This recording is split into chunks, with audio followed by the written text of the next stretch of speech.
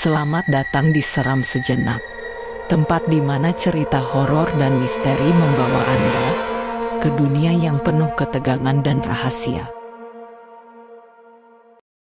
Hujan deras mengguyur malam itu, membasahi tanah yang dingin di halaman rumah Bagas dan Ayu. Suara gemericik air dari talang rumah berpadu dengan isak tangis Ayu yang terdengar lirih dari dalam kamar.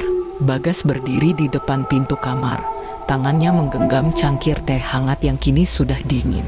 Dia ragu untuk masuk. Sejak keguguran terakhir 2 bulan lalu, Ayu berubah menjadi bayangan dirinya yang dulu. Bagas memandang Ayu dari celah pintu yang sedikit terbuka. Istrinya terduduk di lantai, memeluk selimut bayi berwarna biru yang sudah usang. Wajahnya yang dulu ceria kini dipenuhi guratan kesedihan. Matanya sembab karena terlalu sering menangis. "Ayu," panggil Bagas pelan, mencoba menyembunyikan getaran di suaranya. Ayu tak menjawab, hanya memeluk selimut itu lebih erat, seolah takut kehilangannya. Bagas melangkah masuk, meletakkan cangkir teh di meja kecil di dekat ranjang. Dia duduk di samping Ayu, tangannya mencoba meraih pundak istrinya. "Sayang, kita bisa melewati ini. Aku di sini untukmu," katanya, meski dia sendiri tidak yakin dengan kata-katanya. Ayu mengangkat wajahnya perlahan, menatap Bagas dengan mata yang kosong. Aku gagal lagi, Mas. Aku nggak bisa jadi ibu yang baik. Mereka semua pergi.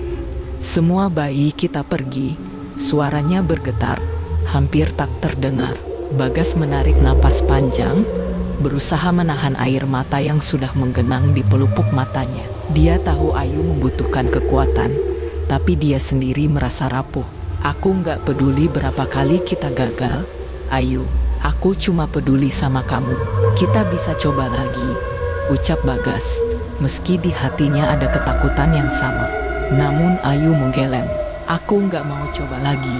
Aku nggak sanggup kehilangan lagi, Mas." Kata-kata itu seperti belati yang menusuk hati Bagas. Dia tahu Ayu serius. Sejak kehilangan bayi ketiga mereka, Ayu tak hanya kehilangan semangat hidup, tapi juga harapan. Malam itu, Bagas tidur sendirian di ruang tamu. Dia tak ingin memaksa Ayu, tapi dia tahu dia harus melakukan sesuatu. Dalam tidurnya yang gelisah, Bagas terbangun oleh suara tangisan.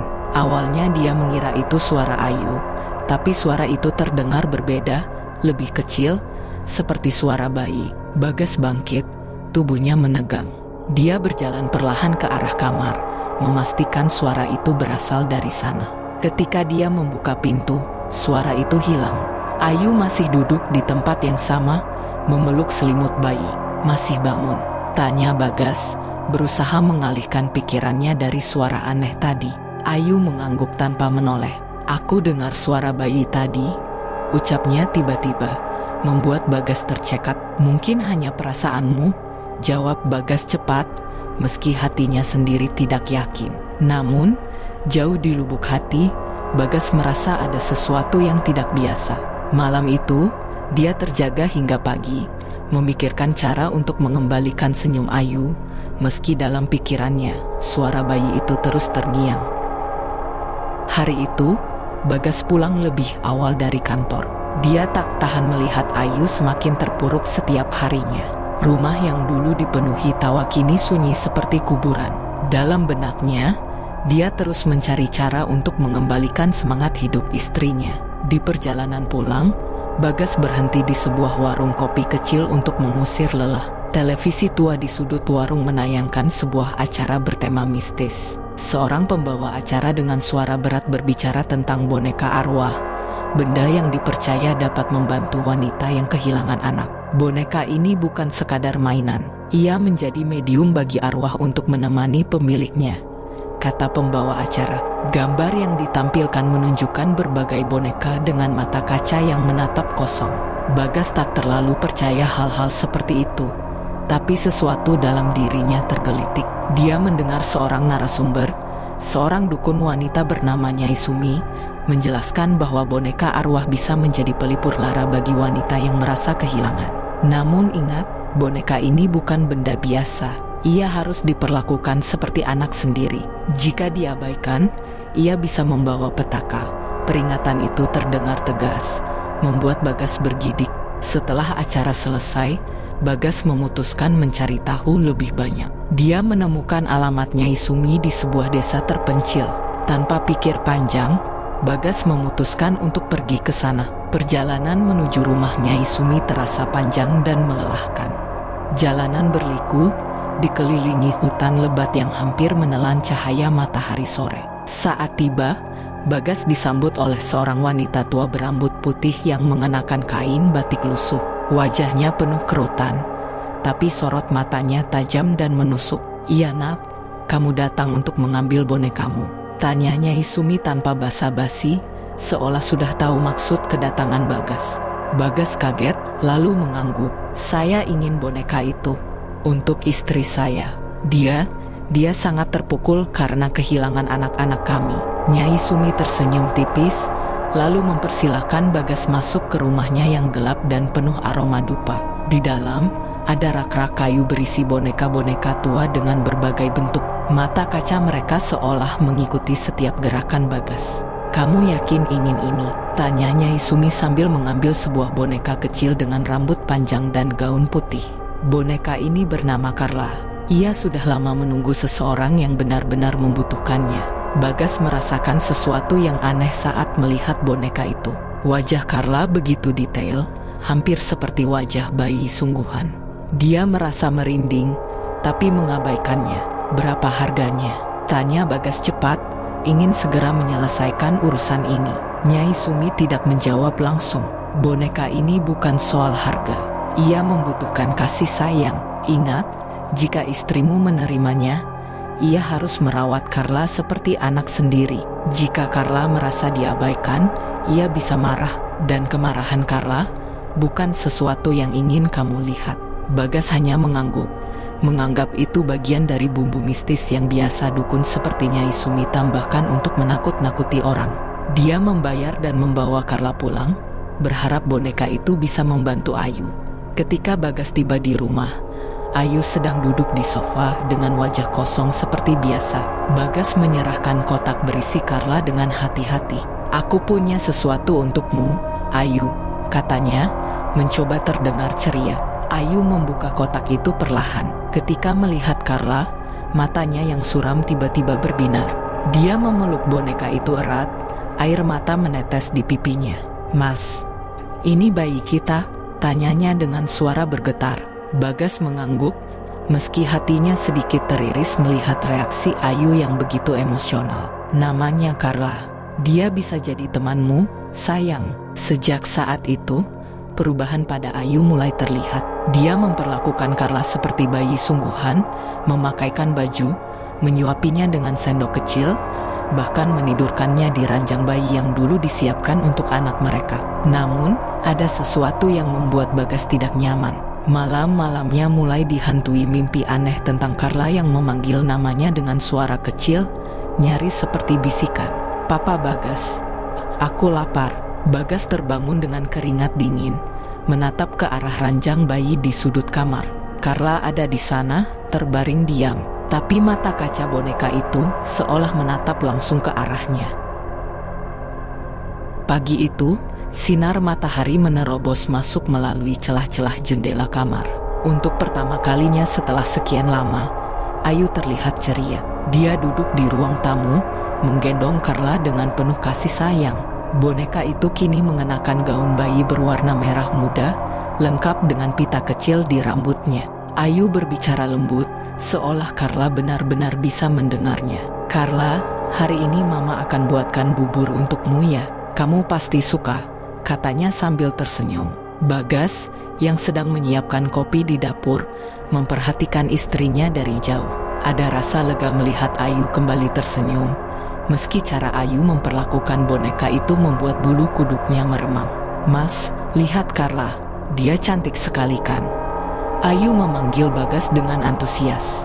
Bagas tersenyum tipis, mencoba menyembunyikan kegelisahannya. "Iya cantik, kamu hebat Ayu," jawabnya, meski di dalam hati dia merasa ada sesuatu yang aneh. Hari-hari berlalu, dan Ayu semakin terobsesi dengan Carla. Dia tidak hanya memberinya makan dan memakaikan pakaian, tetapi juga menidurkannya di ranjang bayi dan bahkan mengajaknya berbicara seolah Carla bisa merespons. Namun, keanehan mulai muncul. Suatu malam, ketika Bagas terbangun untuk mengambil air di dapur, dia mendengar suara kecil dari arah kamar bayi. "Papa, Mama, Carla lapar?" Bagas terdiam, tubuhnya membeku. Suara itu terdengar seperti suara anak kecil, namun bernada serak, seperti bercampur dengan bisikan. Dia mendekati kamar bayi dengan langkah ragu. Ketika membuka pintu, dia melihat Carla masih terbaring diam di ranjang bayi. Tapi mata kaca boneka itu tampak lebih hidup dari biasanya, seolah memancarkan kilatan tajam. Bagas mencoba mengabaikan perasaan aneh itu dan kembali ke kamar, meyakinkan dirinya bahwa itu hanya imajinasinya. Seiring waktu, Ayu menjadi semakin ceria. Dia bahkan mulai keluar rumah lagi, membawa Carla dalam gendongan seperti seorang ibu membawa bayinya. Tetangga yang melihatnya berbisik-bisik, merasa ada yang tidak beres. Namun Ayu tidak peduli. Bagas, di sisi lain, mulai merasa terganggu. Dia sering mendengar suara Carla memanggilnya di malam hari. Bagas mencoba menceritakan hal itu kepada Ayu, tetapi istrinya hanya tertawa. "Mas, jangan aneh-aneh. Carla itu cuma boneka." Namun Bagas tahu bahwa Carla bukan sekadar boneka. Dia mulai memperhatikan hal-hal kecil yang aneh. Posisi Carla sering berubah, meski tidak ada yang memindahkannya. Gaun Carla yang selalu bersih, meski Ayu tidak pernah mencucinya. Dan suara-suara kecil yang terus menghantuinya setiap malam. Suatu malam, Bagas bermimpi berada di kamar bayi. Carla berdiri di ranjang, tubuhnya bergerak seperti manusia. Dia tersenyum lebar, menunjukkan gigi-gigi kecil yang tajam. "Papa, kenapa Papa nggak sayang Carla?" Bagas mencoba berlari, tetapi tubuhnya terasa kaku. Carla melompat ke arahnya, mencengkeram kakinya dengan tangan mungil yang dingin.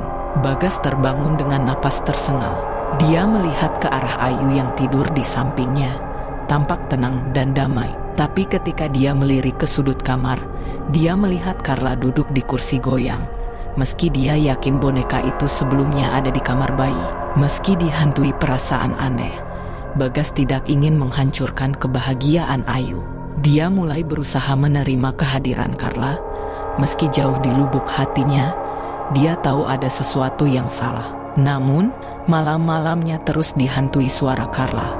Dan setiap kali suara itu memanggil, nada yang digunakan semakin memohon. Bagas tidak pernah bisa tidur dengan tenang.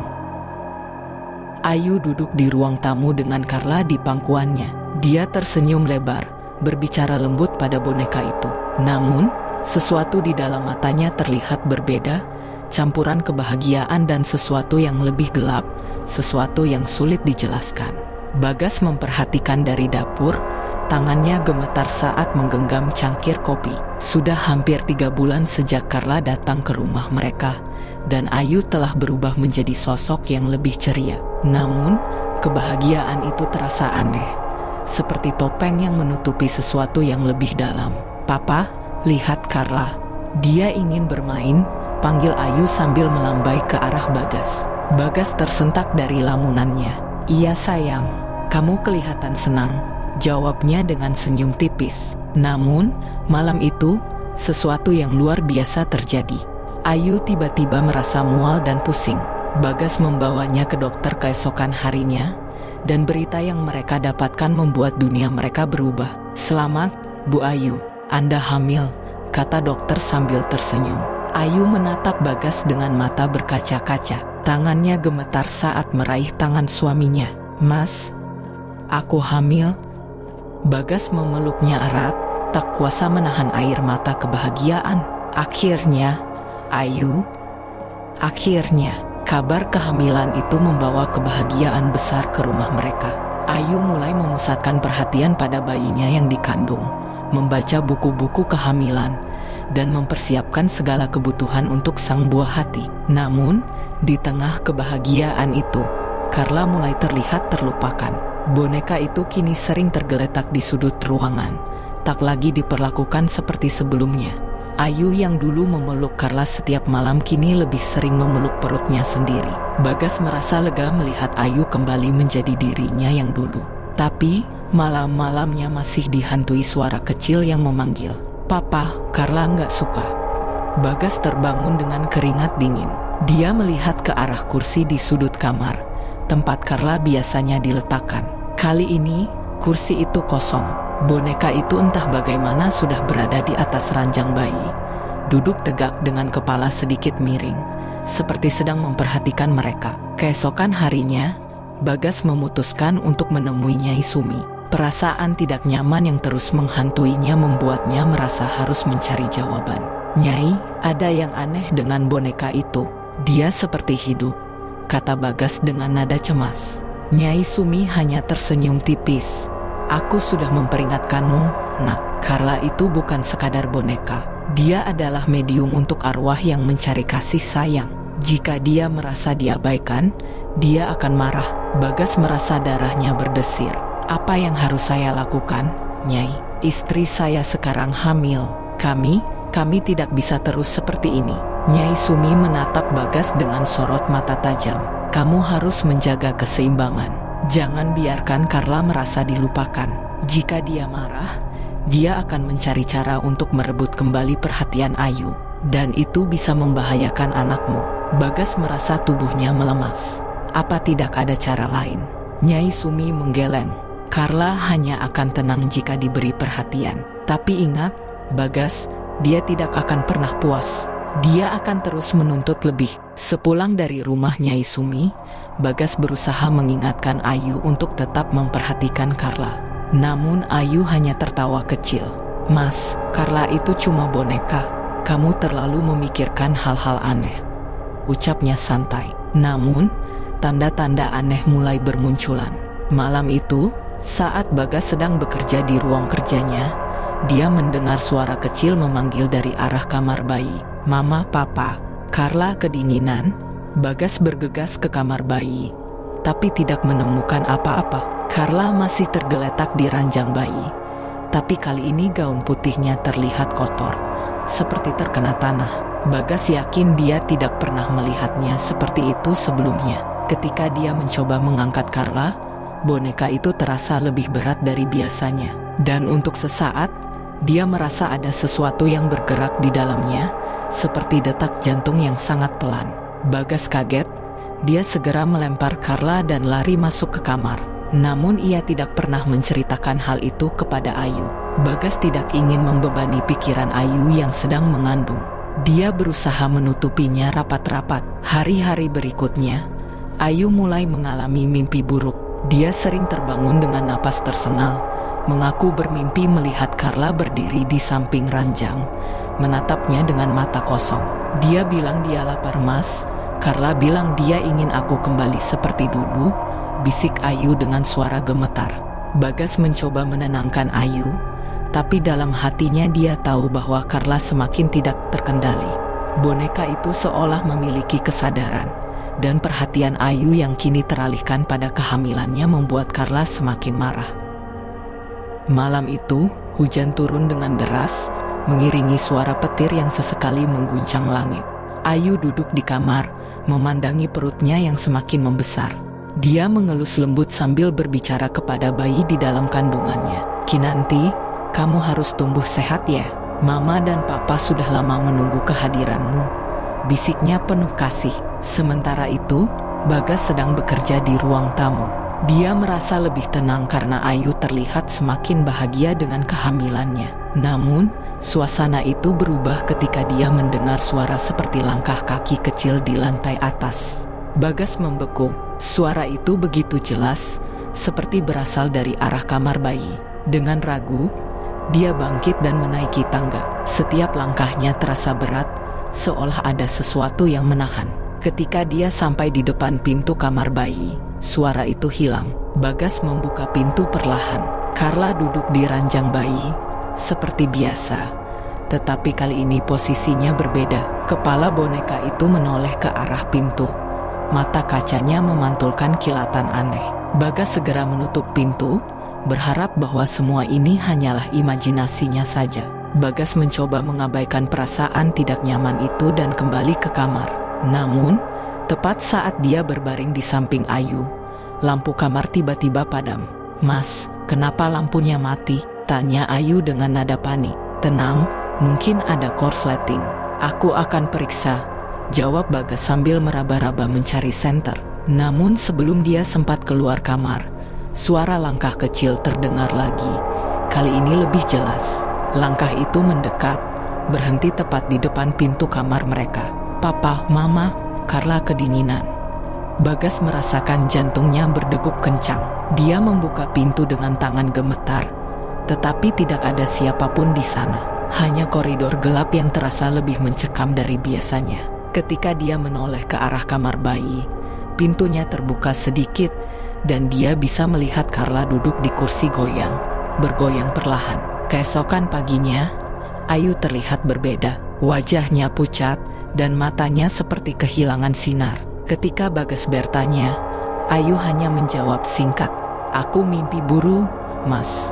"Carla, dia ada di mimpiku." Bagas merasa semakin khawatir. "Apa yang dia lakukan di mimpimu?" Ayu menelan ludah, suaranya bergetar. "Dia bilang dia tidak suka aku melupakan dia. Dia bilang, kalau aku terus seperti ini, dia akan mengambil sesuatu yang penting dariku." Bagas merasa darahnya membeku. "Ayu, kita harus singkirkan boneka itu. Carla bukan sekadar boneka." Namun, Ayu menggeleng keras. "Tidak, Mas, jangan apa-apakan Carla. Dia tidak akan menyakiti kita. Dia hanya butuh perhatian." Bagas tidak ingin memperdebatkan hal itu, tetapi dalam hatinya dia tahu bahwa sesuatu harus dilakukan sebelum semuanya terlambat. Hari-hari berikutnya, keanehan semakin menjadi-jadi. Carla sering ditemukan di tempat yang tidak seharusnya. Dia pernah ditemukan di dapur dengan tangan kecilnya yang kotor, seolah-olah dia sedang mencoba mengambil sesuatu dari meja. Suatu malam, Ayu terbangun karena mendengar suara bayi menangis. Dia berpikir itu adalah Kinanti, tetapi kemudian dia tersadar bahwa bayinya belum lahir. Ketika dia membuka matanya, dia melihat Carla berdiri di samping tempat tidur, menatapnya dengan mata kaca yang kosong. "Mama." Carla ingin Mama.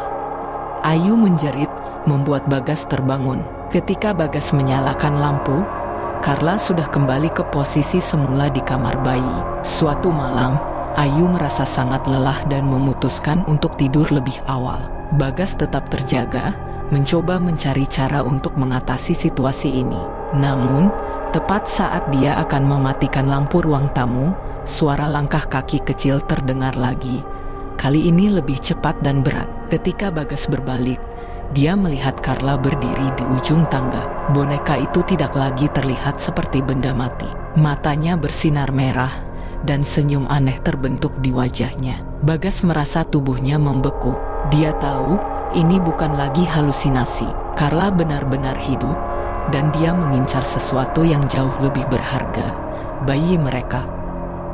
Setelah ritual malam itu, rumah Bagas dan Ayu terasa lebih tenang.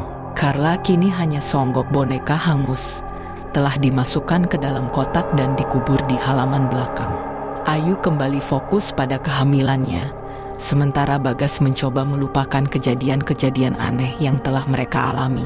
Namun, ketenangan itu hanya bertahan sementara. Beberapa hari setelah ritual, Ayu mulai merasa ada yang aneh di rumah. Perasaan seperti diawasi muncul setiap kali dia sendirian. Suatu malam, ketika dia sedang mencuci piring, dia melihat bayangan kecil berlari di belakangnya melalui pantulan kaca jendela dapur. Apa itu? Ayu menoleh, tetapi tidak ada siapa-siapa. Dia mencoba mengabaikan perasaan itu, tetapi perasaan itu semakin kuat. Bahkan, Ayu merasa seperti mendengar suara tawa kecil yang familiar. Tiba-tiba terdengar suara, "Mama, Carla masih di sini, Ma." Ayu menjatuhkan piring yang sedang dipegangnya. Suara pecahannya menggema di dapur, membuat Bagas berlari dari ruang tamu. "Ada apa, Ayu?" tanya Bagas, matanya penuh kekhawatiran. Ayu menoleh dengan wajah pucat. "Mas, aku dengar suara Carla. Dia bilang dia masih di sini." Bagas mencoba menenangkan Ayu, tetapi dalam hatinya, dia merasa takut. Ritual yang mereka lakukan mungkin tidak sepenuhnya berhasil. Malam itu, saat Bagas sedang bekerja di ruang kerjanya, Ayu memutuskan untuk mempersiapkan kamar bayi.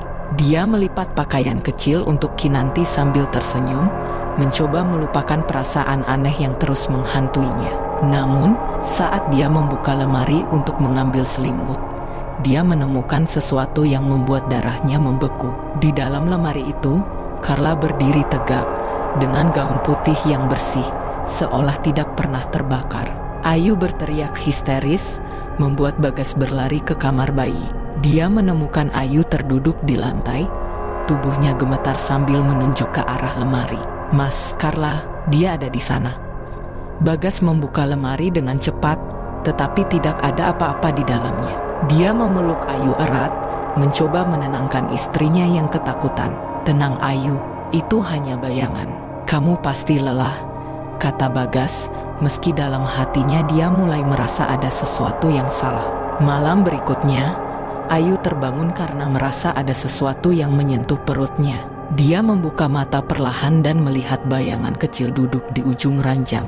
"Mama, Carla ingin Kinanti, Ma," Ayu berteriak, membuat Bagas terbangun. Namun ketika dia menyalakan lampu, bayangan itu sudah menghilang. "Mas, aku nggak kuat lagi. Carla benar-benar ada di sini. Dia nggak mau pergi." Ayu menangis histeris. Bagas memutuskan untuk menghubungi Nyai Sumi lagi. Tetapi kali ini, Nyai Sumi terdengar lebih serius. "Bagas, arwah itu tidak pergi karena dia merasa memiliki ikatan yang kuat dengan Ayu. Kamu harus memutuskan ikatan itu, atau dia akan terus menghantui kalian."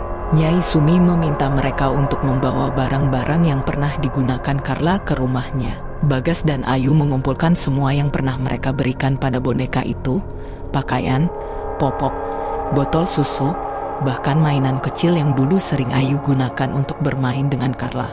Mereka membawa barang-barang itu ke rumah Nyai Sumi, di mana ritual pemutusan ikatan dilakukan. Nyai Sumi menyalakan dupa dan mulai melantunkan doa-doa. Namun, di tengah ritual, suasana menjadi mencekam. Angin kencang tiba-tiba bertiup di dalam ruangan, membuat lilin-lilin padam. "Papa, Mama, Carla nggak mau pergi. Papa, Mama, Carla nggak mau pergi." Suara itu menggema di seluruh ruangan, membuat Ayu menjerit ketakutan. Boneka Carla, yang seharusnya sudah terkubur, tiba-tiba muncul di tengah lingkaran ritual. Bayangan gelap keluar dari boneka itu, melayang di udara dengan bentuk yang mengerikan. Nyai Sumi terus melantunkan doa, mencoba menahan kekuatan gelap itu. "Bagas, cepat bakar semua barang ini, hancurkan ikatan yang menghubungkan Ayu dengan arwah itu," teriak Nyai Sumi. Bagas dengan cepat menyiram barang-barang itu dengan minyak dan menyalakan api. Api itu menyala besar, tetapi bayangan gelap dari Carla berusaha melawan, mendekati Ayu yang terduduk ketakutan. Ketika api mulai membakar semua barang itu, bayangan gelap itu berteriak kesakitan. Perlahan, bayangan itu memudar, meninggalkan keheningan yang mencekam. Setelah ritual pemutusan ikatan di rumah Nyai Sumi, hidup Bagas dan Ayu perlahan kembali normal. Ayu berhasil melahirkan bayi perempuan mereka, Kinanti, dengan selamat. Tangisan pertama Kinanti di dunia membawa kebahagiaan yang telah lama mereka tunggu-tunggu. Rumah yang dulu terasa suram kini dipenuhi dengan tawa kecil dan suara tangisan bayi. Ayu terlihat lebih ceria, meski ada bekas trauma yang masih mengintip di sudut matanya. Bagas, meski tetap waspada, berusaha meyakinkan dirinya bahwa ancaman Carla telah benar-benar hilang. Beberapa bulan berlalu, Kinanti tumbuh menjadi bayi yang sehat dan ceria. Ayu